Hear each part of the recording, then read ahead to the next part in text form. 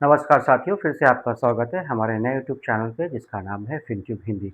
आज हम बात करेंगे कि क्या जो हमारा जो पेश होने वाला है, क्या उसमें मैं अपना एक व्यू दूँगा गवर्नमेंट को कि उसमें एलटीसीजी और एसटीसीजी क्यों कट करना चाहिए? और दूसरा ये है कि ये दुनिया भर में जितना इंडिया में जो न्यूज़ फ्लो हो रहा है कि मोदी जी वहाँ गए, उसके बाद चाइना में ट्रम्प गए, ईरान ने ये सोचा, चाइना ने वो सोचा और ये वो लन-फन मतलब पूरा दुनिया जहान का जो बात पूरे मीडिया में चल रहा है, इतना इन्फॉर्मेशन आ रहा है और इतना न्यूज़ फ्लो हो रहा है, तो इसका फ़र्क क्या पड़ता है एक रिटेल इन्वेस्टर के साथ? एक रिटेल इन्वेस्टर के माइंड में क्या इम्पैक्ट पड़ता है? क्या उसको लगता है, क्या उसका डिसीज़न मेकिंग जो स्किल है वो कन्फ्यूज़ हो जाता है? तो हम इस पे भी डिस्कस करेंगे और एक इम्पॉर्टेंट बात पे जो हम थर्ड इम्पॉर्टेंट बात है, जो हम उस पे आज डिस्कशन करेंगे कि मुझे क्या लगता है यहाँ से क्या मार्केट कहाँ जाएगा नेक्स्ट 2, 3, 4 मंथ्स या दिस ईयर एंड तक। तो उस पे हम एक अपना एक छोटा-सा एक ओवरव्यू दें। जो इतनी खबरें जो चल रही है, जो एक अमेरिका में जो रिसर्च हुआ था पब्लिक उसके बारे में बात करेंगे। तो पहले हम डिस्कशन ये करते हैं कि क्या एलटीसीजी और एसटीसीजी गवर्नमेंट को फ्री कर देना चाहिए नेक्स्ट बजट में या नहीं? तो मेरा जो व्यू है, आप 2020 में जब कोविड आया था मार्च में, उसके पहले का जब आप डेटा देखोगे, तो फिर आपको पता एलटीसीजी, एसटीसीजी से लगभग-लगभग गवर्नमेंट ने 26,000 करोड़ रुपए कमाया था, ठीक है? उसके बाद जैसा ही कोविड खत्म होता है लोग पैसा इन्वेस्ट करते हैं और वो पैसा वहाँ से सबका बढ़ने लगता है और वहाँ से टैक्स में काफ़ी ज़्यादा कलेक्शन होती है। इसमें 38,000 करोड़ और फिर 21-22 में 86,000 करोड़ और फिर 23-24 में 98,000 करोड़। तो जैसे-जैसे कोविड के बाद लोग जब पैसा कमाना स्टार्ट किए और उसको जब सबके पास पैसा है तो वही टैक्स में लोग पे किए और लास्ट 2023 से 24 फाइनेंशियल ईयर में लोग लगभग-लगभग 98,000 करोड़ रुपया वो टैक्स एलटीसीजी और एसटीसीजी में दिए। तो अब यहाँ पे सोचने वाला बात क्या है कि गवर्नमेंट क्यों फ्री करेगी? ये डिपेंड करता है, लोग अगर पैसा कमाएँगे ही नहीं तो टैक्स कहाँ से दे पाएँगे? सबसे पहला बात ये है। अभी इंडिया के इकोनॉमी में क्या हलचल चल रहा है, मोदी जी खुद आकर के ये बात बोले कि किसी भी तरह से डॉलर को ज़्यादा बढ़ने नहीं देना है, रुपया को ज़्यादा कमज़ोर नहीं होने देना, उनका इंडिकेशन यही था और ये इंडिकेशन था कि इन फ्यूचर अगर क्राइसिस आता है, अगर रिसेशन आता है तो इंडिया पहले से अपने हिसाब से उसको स्ट्रक्चरली डिसाइड कर सके और माइंडसेट पूरे जो इंडियंस का है वो उस हिसाब से उसको देखा जाए। तो अभी से हम लोग इस चीज़ को देखने लगे हैं, फ़ील करने लगे हैं और लगता भी है कि क्या हम लोगों को ज़्यादा से ज़्यादा जो गाइडलाइन है उसके हिसाब से करना चाहिए। कम पेट्रोल का यूज़ करना चाहिए, बाहर बहुत ज़्यादा डेस्टिनेशन वेडिंग और फॉरेन ट्रिप ये सब पे जो उन्होंने कहा, तो उस हिसाब से भी आपको सोचना चाहिए कि अभी फ़िलहाल कुछ टाइम के लिए ये सब बीइंग एन इंडियन आपको करना चाहिए। तो अब बात है कि अब कितने लोग मानेंगे, नहीं मानेंगे वो उनका कॉल है, बट हमारा जो कॉल है, हमारा जो व्यू है वो हम आपसे डिस्कस कर रहे हैं। तो जो अब बात आते हैं कि एलटीसीजी, एसटीसीजी पे। तो देखिए जब इलेक्शन था तो लगभग-लगभग गवर्नमेंट में 5 साढ़े 5 लाख करोड़ का फ्रीबीज़ बाँट दिया। जो राशन कार्ड जिस पे लोगों को आटा-चावल मिलता है वो लगभग-लगभग बहुत मतलब बहुत ज़्यादा पैसा उन्होंने इन्वेस्ट कर दिया और कुछ योजना में, भाई-बहन योजना में और जो विकलांग योजना वृद्ध पेंशन योजना में, ऐसे-ऐसे में इतना 5 साढ़े 5 लाख करोड़ जो है इन्वेस्ट कर दिया और उसका रीज़न यही था इलेक्शन जीतने के लिए। तो अब यहाँ पे हम बात आते करते हैं जो लास्ट 23-24 में फाइनेंशियल ईयर में जो 98,000 करोड़, अगर हम वहाँ तक भी अगर हम गवर्नमेंट अगर हम लोग को वहाँ से फ्री करती है कि एसटीसीजी में कोई टैक्स नहीं लगेगा, एलटीसीजी में कोई टैक्स नहीं लगेगा, तो ये 1 लाख लगभग अप्रॉक्सिमेटली 1 लाख करोड़ रुपए अगर यहाँ भी अगर इन्वेस्टर्स को अगर देती है तो एफआईज़ का आने का चांसेस बढ़ जाएगा, रिटेल इन्वेस्टर का पार्टिसिपेशन बढ़ जाएगा। लेकिन गवर्नमेंट ये सोचती है कि समाज में इनइक्वालिटी ना आ जाए। जैसे कि अगर इन्फ्लेशन है मान लीजिए 7% और आपका जो जीडीपी ग्रोथ हो रहा है 5%, तो 7-5 12 और आपका पैसा बढ़ रहा है 18% से। तो 12-18 में से अगर 12 गया तो 6%, तो 6% अगर आप ज़्यादा कमा रहे हैं बाकी लोगों से, तो जो कम्युनिटी में है, जो समाज में है, जो बाकी और दूसरे लोगों से आप 6% ज़्यादा कमा रहे हैं, तो आप कहीं न कहीं इनइक्वालिटी में आते हैं। तो आप ज़्यादा, चूँकि बाकी लोग वहीं का वहीं रह जाएँगे, आप 6% से आगे बढ़ जाएँगे। तो गवर्नमेंट ये चीज़ सोचती है, लेकिन गवर्नमेंट ये चीज़ नहीं सोचती है कि पैसा अगर कोई भी आदमी कमाएगा, तो वो वापस सिस्टम में डालेगा। अभी जैसे 2024 में जो मैंने कल का रेफ़रेंस दिया, जो शक्तिकांता दास ने कहा था जून में, कि बैंकों से पैसा निकल रहा है, सब लोग स्टॉक मार्केट में इन्वेस्ट करें।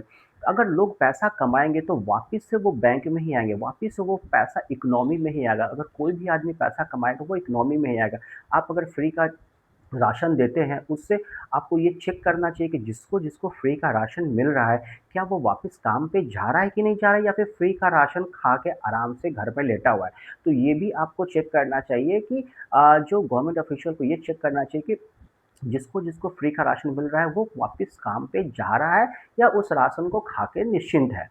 तो आप अगर इतना ज़्यादा फ्रीबीज़ अगर बाँट रहे हैं, अगर लाडली योजना, बहन योजना में अगर इतना 5 साढ़े 5 लाख करोड़ का अगर खर्चा हो रहा है, सब कुछ हो रहा है, तो फिर स्टॉक मार्केट वालों के साथ फिर ऐसा सौतेला व्यवहार क्यों हो रहा है? क्योंकि यहाँ पे लोग पैसे वाले लोग आते हैं, ऐसा नहीं है। अगर पैसे वाले लोग होते तो मार्केट में आते ही क्यों?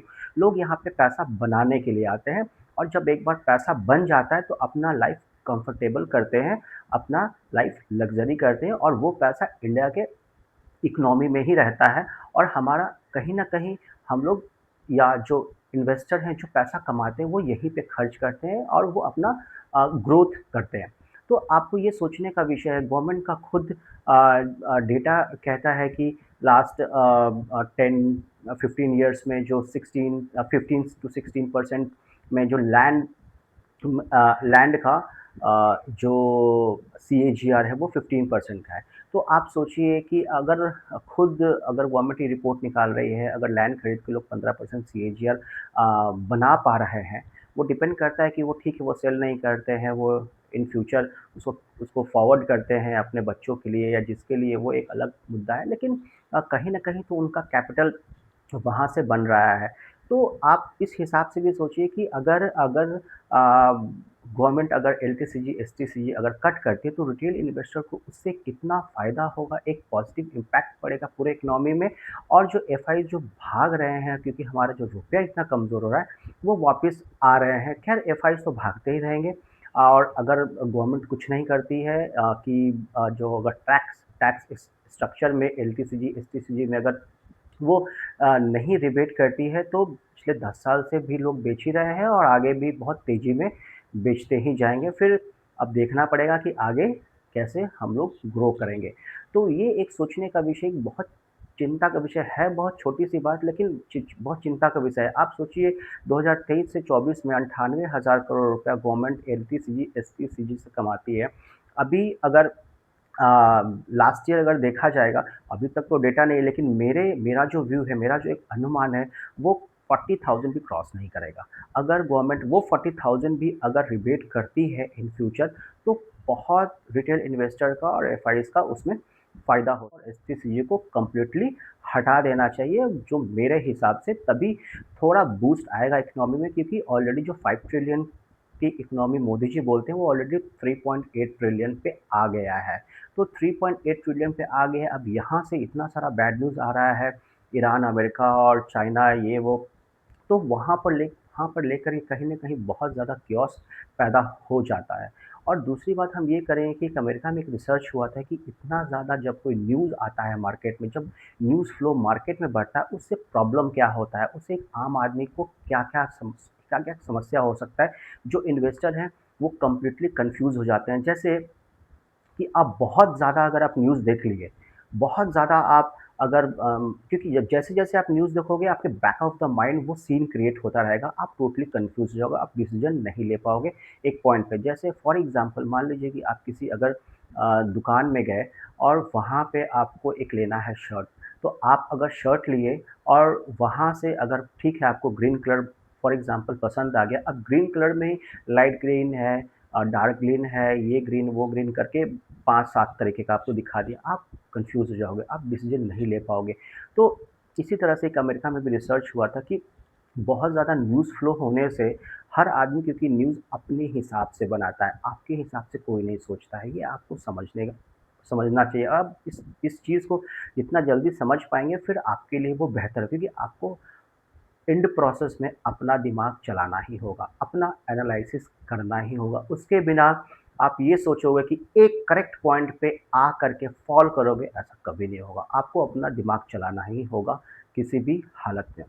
तो आपको खुद सोचना चाहिए कि अब जैसे कि मैंने बोला था कि 28 अप्रैल को 60 डेज़ ट्रम्प का हो जाएगा ईरान से झगड़ा का, वो उसके बाद झगड़ा नहीं कर सकता है, हाउस से परमिशन लेना पड़ेगा। लेकिन वो ट्रम्प है, वो कुछ भी कर सकता है, लेकिन फिर मैंने बोला था कि वो उसको लेना है नोबेल प्राइज़, जो बराक ओबामा को लास्ट टाइम मिला था, उसपे बहुत भद्दे कमेंट भी किए थे ट्रम्प ने, लेकिन फिर भी उसको उसको लालच है कि कैसे भी करके मुझे नोबेल प्राइज़ मिल जाए, तो इसलिए वहाँ पे झगड़ा-झंझट अभी नहीं करेगा और कहीं न कहीं ये मेरा बात सत्य होता भी दिख रहा है और आज नहीं मैं काफ़ी पहले लगभग मैं 20 दिन 25 दिन पहले शायद 25 अप्रैल 23 या 25 अप्रैल का वीडियो भी पड़ा हुआ है इसी यूट्यूब चैनल पे, वहाँ पे भी जा कर के देख सकते हैं। दूसरा मैंने जो बंगाल के इलेक्शन में जो मैंने प्रेडिक्शन किया था वो भी करेक्ट हुआ, वो भी अ, इसी चैनल यूट्यूब चैनल पे पड़ा हुआ है, आप वो देख सकते हैं। तो आप अगर हम कुछ बोलते हैं तो मुझे बहुत ज़िम्मेदारी से बोलना पड़ता है और क्योंकि पता नहीं कौन-सा वीडियो कब चल पड़े। अभी कुछ दिन पहले हमने जो वीडियो बनाया था कि मोदी जी का क्या सिग्नल है इंडियन स्टॉक मार्केट और इकोनॉमी पे, उस पे भी हमारा 1 के व्यू गया है जो अच्छा लगा मुझे कि एक धीरे-धीरे, धीरे-धीरे लोग आ रहे हैं, सुन रहे हैं और सब्सक्राइब भी लोग कर रहे हैं, 2-4 लोग सब्सक्राइब भी कर रहे हैं। तो इसलिए आप लोग भी लाइक कीजिए, सब्सक्राइब कीजिए और कमेंट कीजिए। और अ, अच्छा लगता है जब 2, 4, 5 व्यू हर वीडियो पे रहता है, लेकिन एक वीडियो पे अगर 1000 व्यू रहता है तो अच्छा लगता है। तो इसीलिए बड़ी ज़िम्मेदारी से मैं शुरू से ही बोलता हूँ बिना किसी स्टॉक का नाम लिए, बिना कोई लौंग लपेट के, जो मेरे मन में आता है और सामने और मेरा ऑलमोस्ट वीडियो अनकट रहता है ताकि जो मेरे दिमाग में आते रहता है वो ट्रू सेम टू सेम आपके पास पहुँच जाए और वो आपको बेनिफिट करे, आपको इम्पैक्ट करे।